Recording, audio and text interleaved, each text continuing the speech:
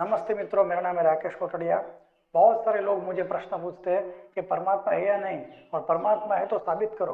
तो मुझे परमात्मा साबित करने के लिए बहुत सारे तर्क देने पड़ते हैं। तो इसमें सबसे पहले मैं एक कहानी सुनाता हूँ जो न्यूटन के बारे में। न्यूटन को कौन नहीं जानता? न्यूटन को पूरी दुनिया जानती है। ग्रेविटी ढूंढने वाले एक साइंटिस्ट थे जो पूरी दुनिया में फेमस है। तो न्यूटन एक बार एक सोलर सिस्टम का एक मॉडल बना रहे थे। स्विच दबाने से वो गोल गोल घूमता था यांत्रिक तरीके से। तो पूरे ग्रह पूरी तरह से घूमते थे, बीच में लाइट जैसा सूर्य रखा हुआ था। तो इतना बड़ा मॉडल, मतलब ये रूम जितना बड़ा मॉडल होगा। तो वहां पे उसका फ्रेंड आया, तो उसने पूछा, ये मॉडल किसने बनाया? एकदम सूर्यमंडल जैसा घूम रहा है। तो न्यूटन ने बताया, किसी ने नहीं बनाया। तो फ्रेंड ने कहा, ऐसा हो ही नहीं सकता। उसका फ्रेंड बहुत नास्तिक था, परमात्मा में मानता ही नहीं था। बस वो प्रकृति को ही मानता था, प्रकृति सब कुछ है, प्रकृति सब चलता है, परमात्मा बनाने वाला को है ही नहीं, ऐसा फ्रेंड मानता था। तो उस फ्रेंड ने पूछा, किसने बनाया? तो न्यूटन ने कहा, किसी ने भी नहीं बनाया। तो फ्रेंड कैसा, ऐसा कैसे हो सकता है कि अगर कोई चीज है तो बनाने वाला तो होगा ही। तो न्यूटन ने कहा कि किसी ने नहीं बनाया, सच में किसी ने नहीं बनाया। तो उस फ्रेंड ने कहा, ऐसा कैसे मुमकिन है? सिंपल भाषा में समझ में आता है कि अगर कोई चीज है तो बनाने वाला होगा। तो न्यूटन ने कहा कि आप अगर इस तरह से इजीली समझ जाते हो कि अगर कोई चीज है तो बनाने वाला होगा ही, तो ये पूरे जगत दिख रहा है, पूरी दुनिया, सूर्य, चंद्र, नक्षत्र, तारे, तो क्यों ऐसा आप सोचते हो कि कोई बनाने वाला नहीं होगा? ऐसा छोटा यंत्र भी अगर है तो बनाने वाला होगा ही। तो इतने बड़े ब्रह्मांड को देख के आके आपको ऐसा नहीं लगता कि कोई बनाने वाला नहीं होगा? तो नास्तिक लोगों को ये बताना, स्टोरी बताना चाहिए, तो स्टोरी से वो समझ सकते हैं कि एकदम सिंपल भाषा है। नहीं, कुछ है तो बनाने वाला नहीं है, लेकिन अगर कुछ भी है तो बनाने वाला तो होगा ही ना।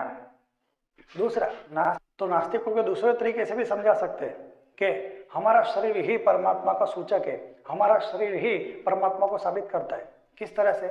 एकदम समझाता हूँ। तो नास्तिकों को हम इस तरह से भी समझा सकते हैं कि हमारा शरीर में दो चीज मौजूद है, एक है हार्ट, एक है माइंड। माइंड भी जिंदा रहने के लिए बहुत जरूरी है, और हार्ट भी जिंदा रहने के लिए बहुत जरूरी है। तो शरीर में अगर दो चीज अगर ठीक से काम करते तो इंसान जिंदा रह सकता है, लेकिन इन दोनों में से एक भी बंद हो गए तो इंसान जिंदा नहीं रह सकता। तो कहने का मतलब, दो चीज सबसे ज्यादा इंपॉर्टेंट है। सोचने के लिए दिमाग चाहिए, और जिंदा रहने के लिए हार्ट धड़कना चाहिए और दिमाग काम करना चाहिए। ये सबसे अनिवार्य रूप से चीज मौजूद है। लेकिन पूरी दुनिया को ये प्रश्न होता है कि सबसे पहले हार्ट ने पंपिंग करके माइंड तक ब्लड पहुंचाया और माइंड काम कर रहा है, या माइंड में अचानक स्पार्क हुआ जिसकी वजह से हार्ट ने काम करना शुरू किया? तो ये तो फिर से वही बात हो गई, पहले अंडा आया या मुर्गी, पहले बीज आया या वृक्ष? नहीं, ऐसा कुछ भी नहीं है।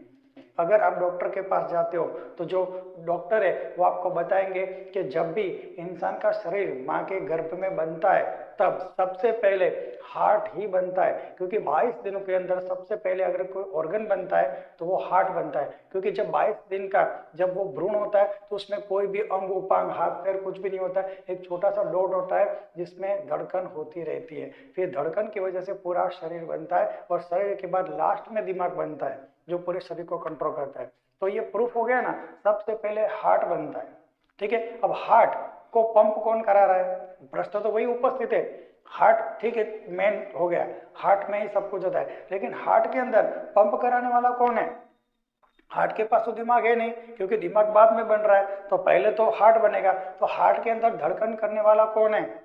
तो हार्ट के अंदर जो धड़कन करने वाला है वही परमात्मा है, वही आत्मा है। उसको आत्मा मानो तो भी आपको परमात्मा का कॉन्सेप्ट आएगा, क्योंकि आत्मा को बनाने वाला भी परमात्मा है। और अगर डायरेक्ट परमात्मा मानते हो तो परमात्मा ही आपको जिंदा रखे हुए है। दूसरा, और भी बहुत सारे लॉजिक है जिससे हम परमात्मा को साबित कर सकते हैं। तीसरा लॉजिक ये, हम जो भी खाना खाते हैं, हम कुछ भी खाना खाएंगे, लास्ट पे ब्लड बनता है, और एग्जैक्ट कहाँ पे ब्लड बनता है वो हमें नहीं मालूम। ठीक है, और ये ब्लड, दूसरी बात, किसी ने इंसान साइंटिस्ट ने आज तक प्रैक्टिस किए, कभी भी इंसानी ब्लड नहीं बना पाए। दूसरा, इंसान के अंदर खाना खाने के बाद पूरा हम भूल जाते हैं, हम तो अपने काम में व्यस्त हो जाते हैं। तो खाना पचाता कौन है? एक अंदर चेतना शक्ति है जिसको याददाश्त है। इंसान खाना पचाना भूल जाएगा, खाना पचाना इंसान का काम ही नहीं है, क्योंकि 50 काम में बिजी रहेगा तो खाना पचाएगा कैसे? ठीक है, इंसान 50 काम में बिजी रहता है, श्वास लेगा कैसे? इंसान 50 काम में बिजी है, तो लंग्स शुद्ध ऑक्सीजन से अपना ब्लड ठीक करेंगे कैसे? इंसान 50 कामों में बिजी है, तो किडनी अपना प्यूरिफिकेशन सिस्टम काम करेगी कैसे? तो हमारे शरीर के अंदर 50% चीजें अंदर इंटरनल ऑर्गन्स ऐसे हैं जिसको हम कंट्रोल नहीं करते। हमारा दिमाग भले कंट्रोल करता, लेकिन इस दिमाग को चेतना, जिसको चेतना देने का काम अंदर हार्ट में से आ रहा है। तो हार्ट ही के अंदर एक तत्व मौजूद है जिसका नाम है आत्मा। वो आत्मा ही हार्ट को पंप करती है और हार्ट के सारे ब्लड, हार्ट का ब्लड माइंड में जाके माइंड को एक्टिवेट रखता है। तो माइंड को एक्टिवेट रखना बहुत जरूरी है, क्योंकि माइंड ही सब कुछ कंट्रोल करेगा शरीर का, लेकिन माइंड को एक्टिवेट रखता है हार्ट। और हार्ट को कौन चालू रख रहा है? आत्मा, या फिर कहो तो परमात्मा। अगर आत्मा मानो तो आत्मा भी परमात्मा का ही एक छोटा रूप है। तो हमारे जितने भी वॉलेंटरी फंक्शन है वो हम माइंड से करते हैं, लेकिन जो इनवॉलेंटरी फंक्शन है, जो हमें नहीं मालूम, हमारा हार्ट धड़क रहा है तो धड़काने वाला कोई एक है, हमारा जो खाना पच रहा है तो खाना पचाने वाला कोई एक है, हमारी किडनी काम कर रही है, हमारे लंग्स काम कर रहे हैं, तो हमें तो कुछ भी नहीं पता, लेकिन ऑटोमेटिक कर कौन रहा है? तो अंदर एक तत्व है, सूक्ष्म तत्व, जो उसको कंटिन्यूअस ये शरीर को चालू रखने का काम है। जब ये मशीन ठीक नहीं चलता तो वो तत्व शरीर में से निकल जाता है, फिर वो सब पे हार्ट, लंग, सब कुछ वही का वही रहता है, फिर भी इंसान जिंदा नहीं होता, क्योंकि अंदर से तत्व चला गया जिसकी वजह से सब कुछ वही का वही है, लेकिन काम नहीं कर रहा। तो एक चीज चली जाती है, सिंपल भाषा में समझ में आ जाता है सब कुछ। दूसरा हम समझा सकते हैं एकदम आसान, वेदों में भी ऐसा बताया। अभी देखो खाना पचाने का मैंने बताया, तो उसमें किस तरह से गीता में भी लिखा है, अहम वैश्वानरो भूत्वा प्राणिनाम देहमाश्रित प्राणपान समायुक्त पचामी अन्नम चतुर्विधम। तो कृष्ण ऐसा गीता में बताते हैं कि तुम्हारा 4 प्रकार का खाना, जो अग्नि है वो अंदर अग्नि रूप में मैं हूँ जो ये खाना पचाता हूँ। मतलब परमात्मा हमारे प्रत्येक के हार्ट के अंदर है, प्रत्येक के हृदय के अंदर है, जिस अग्नि से पूरा शरीर गर्म रहता है, पूरे शरीर एक्टिवेट रहता है। अगर वो अग्नि चला गया तो पूरा शरीर ठंडा होके सड़ के खत्म हो जाएगा, जमीन में मिक्स हो जाएगा। तो कुछ तो है अंदर जिसकी वजह से शरीर चल रहा है, आपको मानना ही पड़ेगा। आप कितना भी लॉजिक लगा लो, आपको जिंदा को एक तत्व रखा हुआ है जिसको हम आत्मा कहे या परमात्मा कहे, कुछ भी कहे, पर हमारे अंदर एक तत्व है जो प्रकृति से अलग है, जिसके द्वारा हम चल रहे हैं, जिसको बहुत सारे लोग आत्मा, सोल, परमात्मा इस तरह से नाम देते हैं।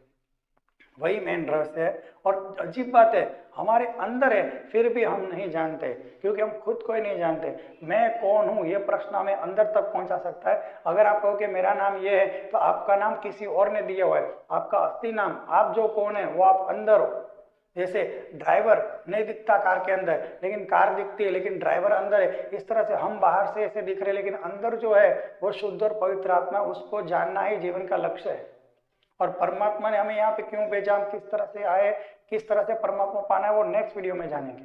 दूसरा, हम तीसरा एक चीज भी कर सकते हैं।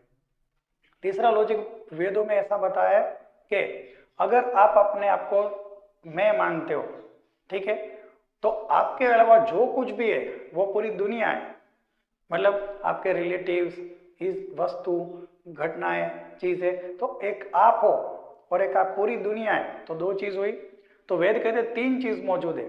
वेदों में भर भर के लिखा हुआ है, पूरे ब्रह्मांड में सिर्फ 3 ही चीज मौजूद है। एक है, एक आप खुद जो ये दुनिया को देखते हो, दूसरी दुनिया कि जिसको आप देखते हो, तो एक आप हो जो देखने वाले हो, एक चीज जो दुनिया है जिसको देखा जा रहा है, तो एक तत्व हो आप खुद। चाहे आप मेरी ओर को देखो तो मैं आपके लिए दुनिया हूं, और मैं आपको देख रहा हूं तो आप मेरे लिए दुनिया हो। तो 2 ही तत्व देखे जाते हैं, एक देखने वाला और एक जिसको देख रहे हैं हम। तो देखने वाला मैं, तो पहला तत्व मैं, मतलब मैं सब कुछ दुनिया को देख रहा हूं, और मेरे अलावा जो कुछ भी है वो दुनिया, वो दूसरा तत्व। पूरी दुनिया में कितनी भी चीजें है वो सब एक तत्व में वेद बताते कि आपके अलावा जो कुछ भी है वो दुनिया है। सिंपल बात। तो मैंने तो ये पूरी दुनिया नहीं बनाई, ठीक है, तो मैं तो इसमें से बाहर निकल गया। अब दुनिया किसने बनाई? तो मैंने नहीं बनाई, और दुनिया है, तो दुनिया को बनाने वाला एक तीसरा तत्व है जिसका नाम है परमात्मा।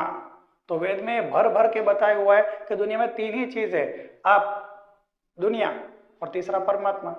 तो आप अपने जीवन को सुखी बनाना चाहते हो कि दुखी, वो आपको तय करना है। अगर आप हो और दुनिया के पीछे जाते हो तो दुनिया को पा नहीं सकते, क्योंकि दुनिया एक स्वतंत्र अस्तित्व है और आप भी एक स्वतंत्र अस्तित्व हो। आप कभी उस अस्तित्व को पा ही नहीं सकते, क्योंकि 3 सतत अनंत अस्तित्व है। न आपकी आत्मा कभी खत्म नहीं होने वाली, न दुनिया खत्म नहीं होने वाली, न परमात्मा खत्म नहीं होने वाले। तीनों स्वतंत्र है, लेकिन तीनों एक दूसरे को कभी भी गुलाम नहीं बना सकते। ऐसा वेदों में बताया। तो मैं एक तत्व हूं जो दुनिया के पीछे जाता हूं तो दुख प्राप्त करता हूं। तो मुझे सुख होने का कौन सा मार्ग है? तो दुनिया के पीछे न जाते हुए जो दूसरा तीसरा तत्व जो बच गया, मेरे अलावा जो दूसरा तत्व है दुनिया है और तीसरा तत्व है परमात्मा। तो अगर मुझे दुखी होना है तो मुझे इस तत्व को सिलेक्ट करना होगा, और अगर मुझे सुखी होना है तो दुनिया के अलावा, मेरे और दुनिया के अलावा जो तीसरा तत्व है उसको ही सिलेक्ट करने से ही सुख मिलेगा। तो तीसरा तत्व है परमात्मा, और परमात्मा ने ही मैं का और दुनिया का सर्जन किया हुआ है। तो ये हमने परमात्मा के बारे में डिटेल जानकारी प्राप्त की, और परमात्मा को किस तरह से प्राप्त किया जाए वो हम नेक्स्ट वीडियो में जानेंगे। सुनने के लिए थैंक यू। जय गुरुदेव।